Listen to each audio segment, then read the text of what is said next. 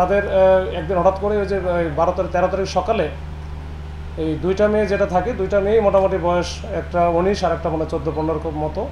তাদেরকে সকালে উঠে বলে ওই আসামি নজরুল যে তোমার মা তো অন্য একজনের সাথে পালায় চলে গেছে, এখানে তো কেউ না, আমি খুঁজতে যাচ্ছি, তোমাদের দেখে বাসায় রেখে যাওয়াটা আমার জন্য নিরাপদ না, চলো তোমার নানির বাড়িতে রেখে আসি। তো নানার বাড়ি বা নানির বাড়ি যেটা আছে সেটা হচ্ছে আপনার গাজীপুরে।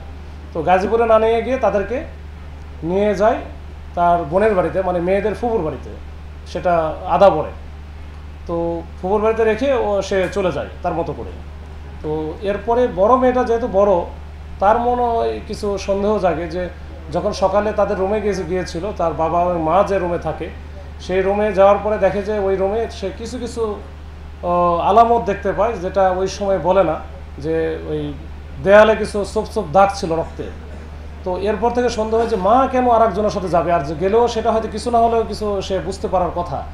এই রাতে ঘুমালো, 12 তারিখে রাতে 11টা বা 11:30 দিকে তারা রুমে চলে গেছে, এরপরে সকালে উঠে নাই। তো এটা তার কাছে একটু সন্দেহজনক মনে হয়েছে। তারপরে তার মামাকে সে বলে, এটা খুলে বলে, তখন মামা সহ সে সহ যখন আমাদের থানায় আসে, আসার পরে বিস্তারিত ঘটনাটা বলে, তখন থানার টিম সহ ওই